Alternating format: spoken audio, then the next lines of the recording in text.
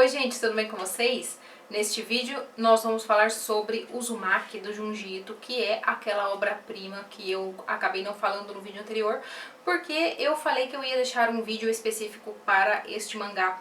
Eu não estou mais com ele aqui, porque eu já devolvi, então vou deixar uma imagenzinha da capa aqui em algum lugar da tela, porque essa é a minha segunda gravação desse mesmo vídeo. O anterior ficou com alguns problemas técnicos e daí eu decidi lançá-lo fora na minha lixeirinha e fazer um novo para vocês, porque eu acho que Junji Ito merece, Uzumaki merece, e é isso aí, vamos lá. Eu espero não esquecer nada, eu fiz uma listinha com alguns tópicos das coisas que eu gostaria de falar, mas a minha memória ela não é das mais confiáveis, mas vamos lá, assim mesmo. E eu vou começar falando pra vocês sobre, vou fazer um resumo aí do mangá, mas este vídeo estará coalhado de spoilers, porque para eu falar desse mangá eu vou ter que falar algumas coisas, eu vou ter que me aprofundar um pouquinho mais na história, vou ter que falar de alguns detalhes que me chamaram a atenção, então assim, não tem como eu fazer um vídeo desse sem spoiler, porque senão eu ficaria dizendo, ah, eu gostei, e daí acabou, um vídeo de 5 segundos. Mas eu não sou dessas, então meus vídeos gigantescos, né, fazer o quê? É uma coisa, gente, acho que já se tornou uma característica desse canal, então não queremos despersonalizá-lo, não é mesmo? Então vamos lá. O Uzumaki vai ter dois personagens principais que vão guiando aí essa narrativa ao longo desse mangá gigantesco que tem quase 700 páginas. São eles a Kiri e o Suishi, que são dois adolescentes, eles têm uns 17 anos mais ou menos, eles são namoradinhos e eles moram em Kuroso, né, que é esta cidade, que é cercada por um lago e tem um farol e tem várias coisas diferenciadas nessa pequena cidade, mas o Suishi, ao contrário da Kiri, ele estuda em uma outra cidade. É interessante dizer que Kuroso significa redemoinho preto e Uzumaki significa espiral, né? Uzumaki é o título do mangá, inclusive, e Kuroso é o nome da cidade. Então nós já temos aí algumas palavras que vão remeter diretamente ao tema deste mangá, que são espirais, redemoinhos, coisas que se enrolam umas nas outras, que se enrolam sobre si mesmas. E vamos ter muito disso ao longo do mangá inteiro. Este é um mangá insólito, muito diferenciado, que tem algumas cenas impagáveis, que são ao mesmo tempo grotescas e engraçadas, porque às vezes o Junji Ito ele vai tão longe na pira que você começa a achar engraçado. Sabe aqueles filmes de violência, tipo Jogos Mortais, que às vezes o negócio é tão absurdo que você acha engraçado? É tipo isso. Às vezes esse mangá, ele vai tão longe na pira que você pensa, meu Deus do céu, e de repente você está dando risada. E o que é muito interessante, porque ao mesmo tempo em que ele é altamente esquisito, ele também é divertido e ele é diferente de qualquer coisa que eu já tenha lido. Eu imagino que vocês também, porque eu não sei vocês, mas eu já estou enjoadíssima de coisas de terror e horror e sei lá o que do ocidente, que tem sempre aquela mesma aparência de comida requentada pela milésima vez. Então é sempre maravilhoso a gente ver algo aí que parece de fato algo novo. O Uzumaki, portanto, vai falar aí sobre, vai ter esses dois personagens levando esta narrativa. Esta narrativa, assim como os outros mangás do Junji Ito, são semelhantes a contos, então ainda que todos eles fazem parte da mesma história, inclusive a esquisitice ela vai crescendo, ela vai aumentando até o final do quadrinho. E eu não acho interessante, eu nem sei se saiu alguma dessas histórias separadas em alguma outra coletânea, eu não me lembro agora. Eu li algumas coletâneas do Junji Ito, mas eu não me lembro de que alguma dessas histórias de Uzumaki tenha estado lá, provavelmente sim, mas eu acho que é muito mais interessante ela no contexto aí da história, porque os eventos da cidade só vão aumentando, só vão ficando mais estranhos e servem aí para te preparar para aquele clímax interessantíssimo. Pois bem, Uzumaki vai falar sobre essa cidade, Kuroso que vai começar a presenciar, a experimentar algumas estranhezas em relação, que tem relação com a forma, né, com o cilindro, com formas cilíndricas, com formas espiraladas. E nós temos então esses dois personagens que eu já comentei, o Suishi e a Kiri, no centro desse rolê todo. Os dois são namoradinhos, o Suishi estuda em outra escola, fora da ilha, e quando ele chega, começa o mangá, na verdade, quando a Kiri vai encontrá-lo ali na plataforma, não sei, num lugar de barcas, ou é uma plataforma de trem, eu não sei ao certo, mas ela vai encontrá-lo e ele fala, nossa, toda vez que eu volto pra essa cidade eu sinto essa coisa maligna, essa coisa horrenda, né? Eu sinto essa força que está nos levando para algum lugar, que não é necessariamente algo bom. Então esse rapaz, ele já é perturbado por essa coisa que a Kiri não sente. Ela é como se... Ela é o nosso olhar, o olhar do leitor pela história, porque ela tá bem de boa ali, ela não percebe muita coisa, né? E é o Suishi que vai abrindo os olhos para a esquisitice de Kuroso para ela, né? Então, a partir do momento em que o Suishi começa a falar para ela, a chamar a atenção para ela para algumas coisas, ela vai começar a notar. Ela vai falar que no caminho ali para esperá-lo, ela encontrou o pai dele, que estava olhando para uma forma, um negócio que parecia um caracol, né? Uma coisinha espiralada que estava ali no muro, e o homem nem ouviu ela quando ela falou com ele. E ela vai falar que, nossa, que estranho. E daí o Suishi vai falar assim, bom, isso daí é a menor das estranhezas, porque o meu pai, ele está viciado, ele está perturbado, ele não consegue parar de falar de espirais. Ele vai dizer que a espiral é tudo. E de fato, gente, a espiral é tudo. No contexto dessa história, a espiral é tudo mesmo. E o Switch vai falar assim, ele não consegue parar, meu pai não consegue parar de falar de espiral. Ele começou ele começou a guardar um monte de itens que tem a forma espiralada, ele começou a ficar obcecado com qualquer coisa. Quando a esposa dele dá uma sopa pra ele fica assoprando, assoprando, assoprando até que a sopa faça a espiral. Quando ele vai tomar banho também, ele quer que a água faça uma espiral. O cara está despirocadíssimo. E daí, a Kiri vai falar assim, nossa, Suishi, mas as pessoas geralmente gostam de coisas diferentes, elas têm interesses diferentes. Talvez o seu pai, ele só tenha ali um hobby, né? Por que seu pai não pode ter um hobby? E daí ele fala pra ela que, bom, já que ela não tá acreditando muito, ela tem que ver. E ele fala que a loucura do pai dele tá indo tão longe que ele consegue até virar os olhos para lados diferentes, ou seja, um olho vira para um lado, o outro vira para o outro e fica fazendo a espiral, de tão insano que ele está. Ela não acredita, ele leva ela para casa dele para mostrar, e ela vai ver o homem de fato está com os olhos virando um para cada lado. E é aí que vai começar a bizarrice desse quadrinho, desse mangá, que vai só aumentando, gente. O pai da Kiri, ele é um ceramista, então ele, quando o pai do Suishi procura o pai da Kiri e faz um pedido, ele fica encantado, porque o pai do Suishi fala pra ele que ele é um artista, que ele é um artesão, dá o valor ali, né, na arte, e fala pra ele que ele quer uma cerâmica que tenha esse padrão espiralado. E o pai da Kiri já se põe a trabalhar nessa cerâmica, porque ele fica achando maravilhoso ele ter sido chamado de artesão, né, de artista e tal. E só que ele, né, mal sabem eles que toda essa insanidade vai começar a aumentar cada vez mais, inclusive levando o pai do Suishi à morte, o que é uma coisa bem tenebrosa. Eu vou tentar deixar aqui de fora vários detalhes para vocês terem a surpresa, porque é um mais esquisito do que o outro. Os pais do Suishi, tanto o pai quanto a mãe, vão morrer por conta da espiral. Vai acontecer alguma coisa com eles que vai fazer com que esses dois morram em situações tenebrosas. O pai do Suishi vai morrer de uma forma um tanto quanto engraçada, porque quando você vê a cena, depois que você... o que é isso aqui? Você dá aquele riso, sabe? Aquele riso de nervoso, porque é uma cena impactante. Na verdade, existem muitas cenas impactantes nos quadrinhos, nos mangás do Junji Ito em geral, né? Ele consegue fazer aquele desenho que ele tem textura, que ele parece até ter gosto, ele tem cheiro. Parece um desenho que tem cheiro, inclusive. Às vezes ele faz um desenho tão interessante, tão carregado de texturas. Eu não sei se eu tô dizendo, falando certo,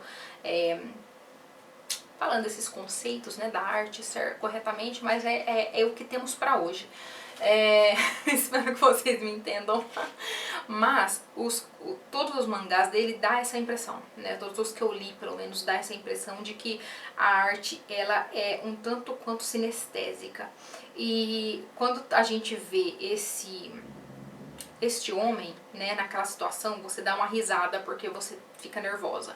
A mãe do Switch é a mesma situação. Ela vai, depois que o marido dela morre, ela vai começar a enlouquecer porque ela começa a ver as formas espiraladas em todo lugar. Ela começa a ver espiral em todo lugar, seja no coque de uma mulher, seja nas pontas dos dedos, e daí ela vai querer arrancar fora as pontas dos dedos para não ver a espiral.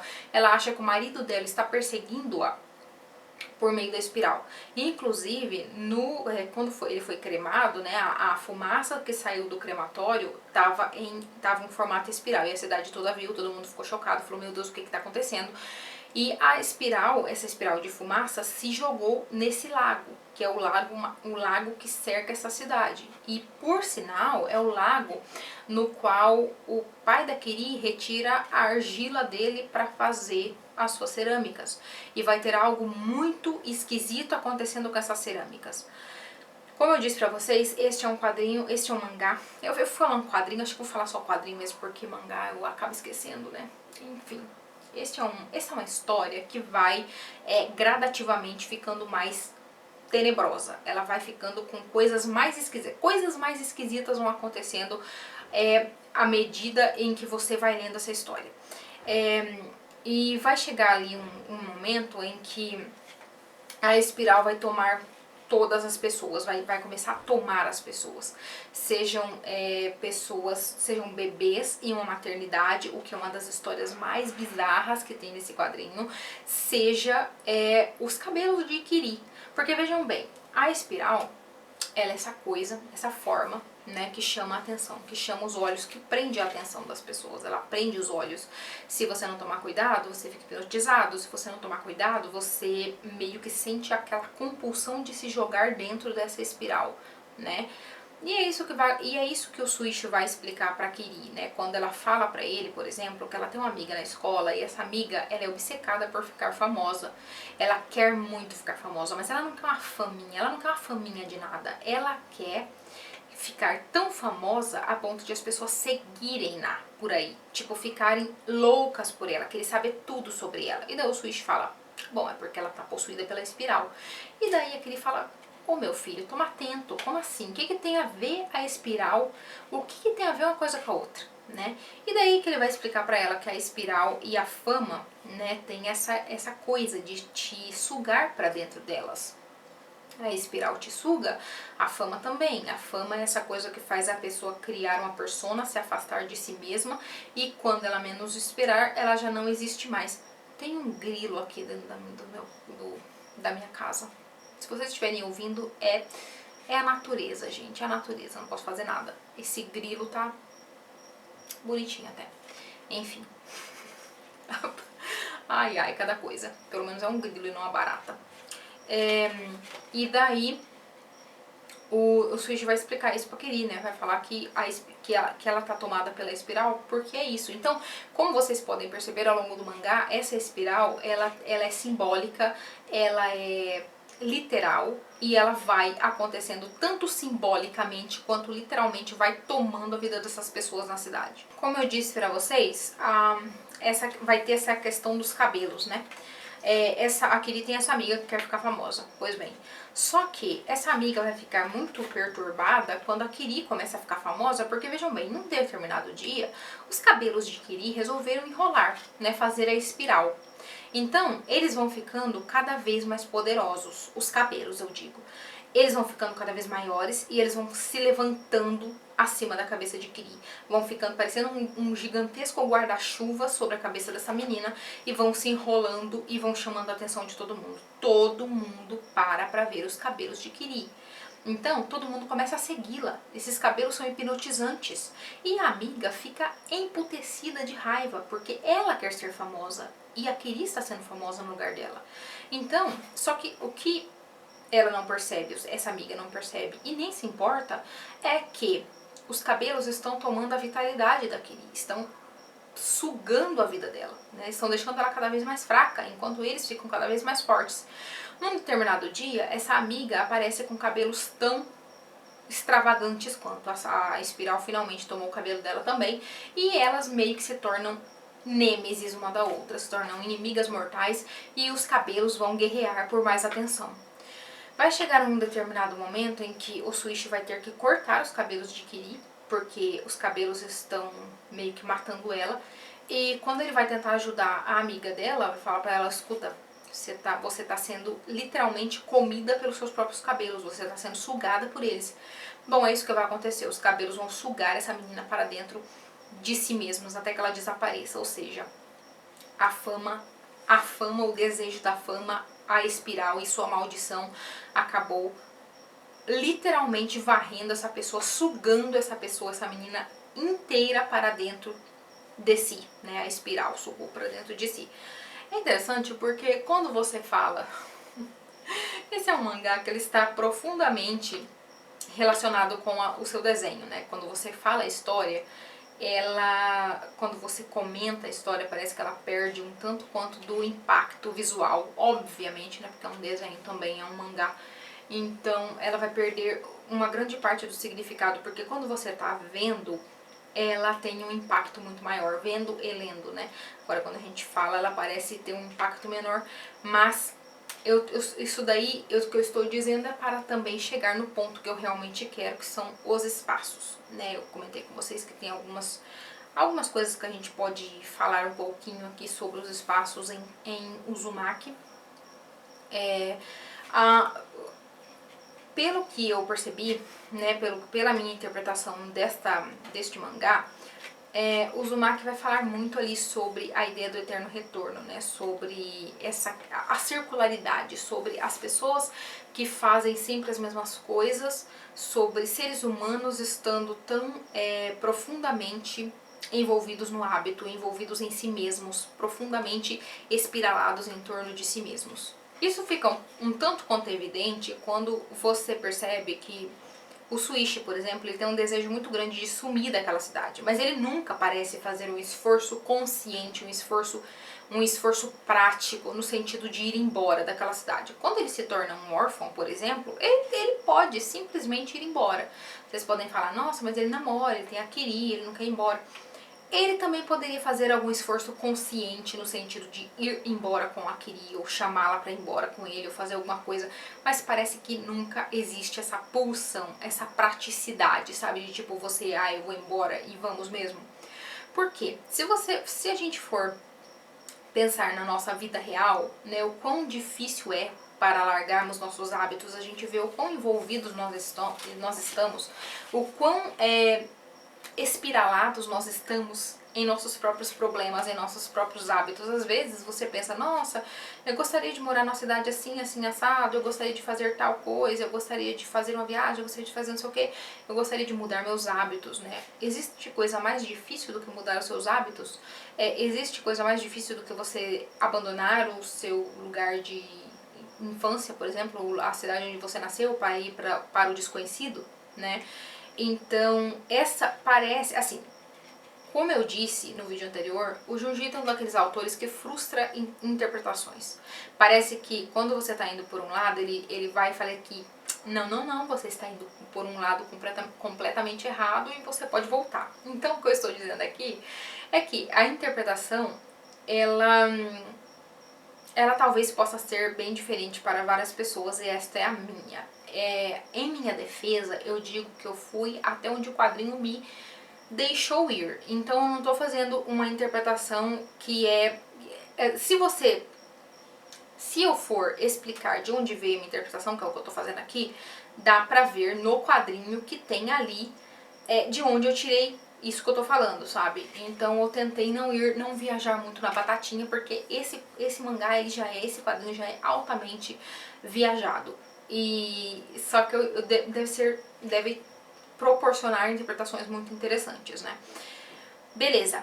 os hábitos das pessoas. Isso também vai ficando evidente quando acontece, a espiral ela está tão solta no mundo ali de Uzumaki, no mundo de Kuroso, que as pessoas começam a andar, literalmente andar em círculos. Elas começam, elas pegam, elas vão pegando, como que é? Impulso, e elas não conseguem parar, elas começam a andar em círculos, parece que elas andam e não conseguem chegar em casa. Por quê? Porque elas estão literalmente andando em círculos, elas estão fazendo aquele movimento do tufão. Isso vai acabar fazendo com que a cidade fique com tufões, que são aqueles redemoinhos de vento, né? E um desses redemoinhos de vento fica tão forte que vai acabar destruindo as casas que ficam ali na beira daquele lago, no lago de onde o pai daquele estiver atirando ali a lamazinha ali para fazer as suas cerâmicas. Eu não vou dizer o que aconteceu com as cerâmicas desse homem, porque também é uma parte muito interessante do quadrinho, então leiam para descobrir. Beleza. Esse tufão vai destruir as casas ali do bairro e os pais daquele, assim como outras pessoas que moravam ali naquelas casas, serão realocadas. E elas serão realocadas em casas, numas casas muito antigas. São casas que no começo do quadrinho a Kirija vai passando por elas e vai falando: existem essas casas que ninguém sabe ao certo quando foram construídas, mas que elas existem há muitos anos. Elas são antiquíssimas, são muito compridas, né? E elas estão espalhadas pela cidade toda. E é costume famílias pobres, por exemplo, pegar cada uma parte da casa, pega cada uma um lado, né? E uma família fica no meio, ou coisa assim. E eles vão morando assim, sabe? São espécies de casas comunitárias. E tanto que tem um conto ali que tem uma espécie de Romeu e Julieta de Uzumaki, que eles são filhos de famílias que se odeiam e eles têm que ficar juntos, eles têm um amor assim um pelo outro, que é um negócio muito louco. Eles pensam em fugir, mas nunca com aquela vontade, sabe? E a saída que eles encontram para ficar juntos é um negócio muito doido e vai acabar no lago, inclusive. Meu Deus do céu. Kiri e a família vão ter então que ficar nessas casas, né? Nessas casas muito antigas. É importante frisar isso daí, porque essas casas são... Ninguém sabe ao certo quando elas foram construídas, portanto elas são muito velhas, a prefeitura meio que deu uma arrumadinha, tapou os buracos ali pra não entrar vento e tal, mas elas são muito velhas e capengas e obviamente que ninguém gosta de morar nelas, inclusive porque pessoas muito esquisitas moram ali, pessoas muito estranhas, assim, é uma estranheza de outro nível, sabe?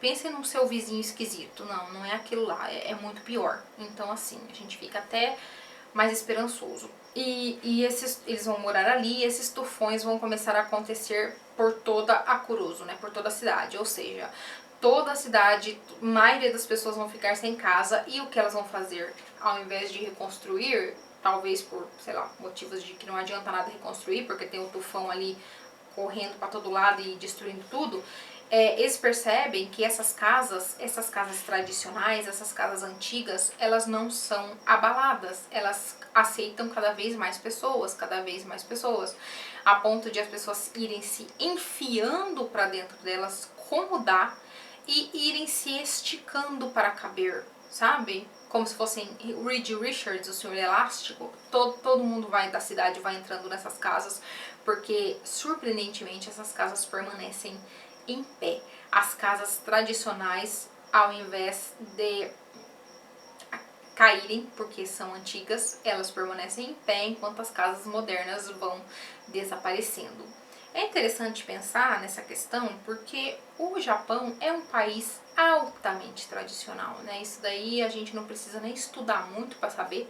A gente pode verificar por canais de pessoas que moram no Japão, por canais de pessoas que vivenciam a realidade de lá, a gente pode ver por filmes e séries, coisas assim, e também pelo senso comum da história, né, que o Japão é um lugar muito tradicional, muito apegado às tradições e às coisas modernas, o novo, o sangue novo.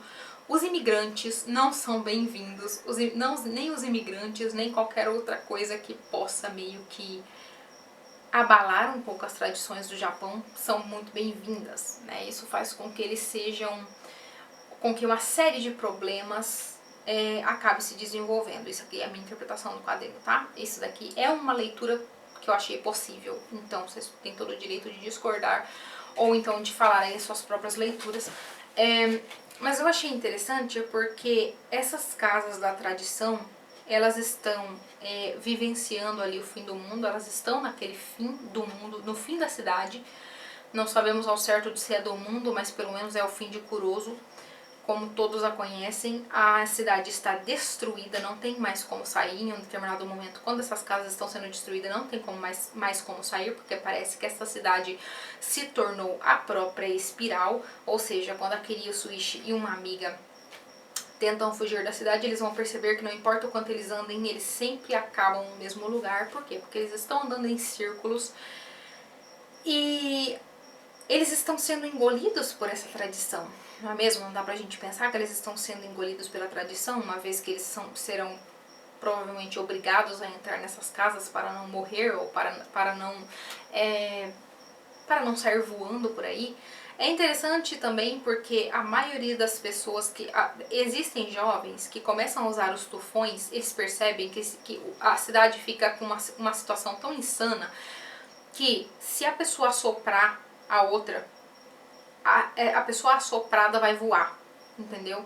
O negócio ali, o ar tá tão leve, não sei, tá tão leve que se tiver um assopro de alguém, o outro vai sair voando, sabe? Tem inclusive gangues de jovens que estão usando esses redemoinhos, esse vento, para se impulsionar, para sair saltitando por aí, para sair fazendo caos na cidade toda, né? E quando todas essas casas modernas, todas as outras casas que não essas construções antigas são demolidas, né? A Kiryu Suishi, eles estão tentando sair da cidade, estão lá em cima, eles olham para baixo, eles percebem que as casas, elas estão em um redemoinho, elas estão posicionadas como se elas estivessem numa espiral. E as pessoas perceberam que se elas fizessem, como não tinha mais lugar para tanta gente da cidade dentro dessas casas, se eles perceberam que se eles aumentassem as casas, essas casas também não iriam cair. Então eles vão aumentando, aumentando, aumentando, até que todas essas casas estão conectadas de alguma forma. Por quê? Porque inicialmente elas estavam dispostas na cidade com o formato de um redemoinho. Ninguém percebeu por quê? Porque tinha as outras casas ali no meio, ninguém percebeu isso, né? Quando todas as casas estão conectadas, completamente conectadas, e tá rolando o caos na cidade, vai acontecendo de meio que essas casas vão afundando, sabe? A cidade vai afundando, vai formando, essas casas vão formando espécies de, como se fosse uma escada que vai levando para o submundo. Em um determinado momento, o Suishi e a Kiri vão desistir de fugir, porque eles não vão conseguir mesmo, né? Porque agora, de fato, é muito tarde. E eles vão começar a descer essa escadaria, e vão descer e descer e descer, e vão perceber que existe outras muitas Kurosos embaixo, quando eles vão chegar nessa espécie de submundo. Existem muitos restos dessas antigas cidades, né? E aparentemente essas casas estiveram ali desde sempre. Então, esse final no mangá, né? A gente tá quase no final do mangá, quando eles percebem isso, é aquela ideia de que não importa o que façamos, não importa o que se faça, não importa o que o Suishi e a Kiri tentem fazer, eles nunca vão conseguir fugir dali, eles nunca vão conseguir fugir de suas tradições, de suas famílias, de suas histórias. Eles estão sempre ali envolvidos nessa cidade, estão sempre envolvidos ali nessa espiral. As pessoas dessa cidade estão tão profundamente envolvidas em seus problemas que elas estão espiraladas umas em volta das outras. Elas também estão buscando às vezes coisas que vão prendê-las eternamente em si mesmas. Então existe uma série de possibilidades de interpretação desse quadrinho, e também existe uma série de coisas que você vai pensar, puxa, eu pensei que era isso, mas na verdade não é. Por quê? Porque existe toda o autor ele te frustra a cada momento. No entanto, existem algumas coisas que você pode tirar a partir dessas histórias que é muito boa. Uzumaki é uma experiência. Assim, tipo, os mangás do Junji Ito, na verdade, são experiências, mas o Uzumaki, eu acho que ele leva um pouco além, sabe? Ele é muito diferente. Ele tem o desenho e o texto, eles juntos, eles formam um negócio completamente esquisito, estranho, insólito, que você vai pensar, o que raios eu estou lendo? E ao mesmo tempo você não consegue parar. Eu não sou muito chegada em literatura insólita, tanto que eu nem gosto, na verdade, mas eu gostei demais desses mangás, eu gostei demais de Uzumaki. Tem Gyo também, que é altamente, é uma bad trip gigantesca, eu comentei no outro vídeo. E assim, vale muito a pena, gente, sabe? Existe uma série de leituras que dá pra fazer. Essa foi a leitura que eu fiz, né? A questão ali do Eterno Retorno, a questão das casas tradicionais em oposição às casas modernas, o antigo em oposição ao novo, né? Existe alguns desses contos, né, que na verdade não são contos, são capítulos, que são muito estranhos. Tem um envolvendo caramujos e uns moleques de escola, assim, que é um negócio tão doido que você pensa, mas não é possível que eu tô lendo um negócio desse. Tem um também envolvendo bebês vampiros que querem voltar para o útero de suas mães e, sabe, é muito doido. Tem um envolvendo também essas mulheres grávidas um pouco antes delas terem esses bebês, grávidas vampiras, sabe? Tudo acontecendo por conta da espiral, tudo acontecendo por causa da maldição que tem nessa cidade. E o último capítulo é muito louco. No último capítulo, nós temos um reset da história toda. Você termina, né, com a Kiri e o Suishi descendo aquela escadaria. Aconteceu algo com o Suishi, mas eu não vou dizer o que é. Aconteceu algo com o Kiri, mas eu também não vou dizer o que é. Leiam, porque apesar de eu ter dado muitos detalhes, eu não falei nem, tipo, sabe, nenhuma pequena porcentagem de tudo que tem nesse quadrinho. Eu tentei ao máximo ficar aí apenas nas minhas poucas percepções. Na verdade eu tenho muito mais, mas daí eu já acho que esse vídeo ficaria muito longo. E é sempre legal abrir aí outras possibilidades, outras leituras, né? Mas o primeiro capítulo, o último capítulo no caso, ele é muito interessante, porque vai ter um cara, que ele tá numa cidade normal, a gente não sabe se é Kuroso ou não sabe se é o passado, se é o futuro, a gente não sabe nada. Esse cara tá com um telescópio olhando para o céu e ele vai descobrir que tem uma espécie de estrela, galáxia, não sei, que está enrolando-se sobre si mesma. Então, existe a leitura que é a que eu gosto, de que tudo aquilo vai acontecer de novo, né? A história vai se repetir, it's happening again. Tipo aquele mantra de Dark, né? Que está acontecendo de novo, a série, eu digo, aquela série maravilhosa.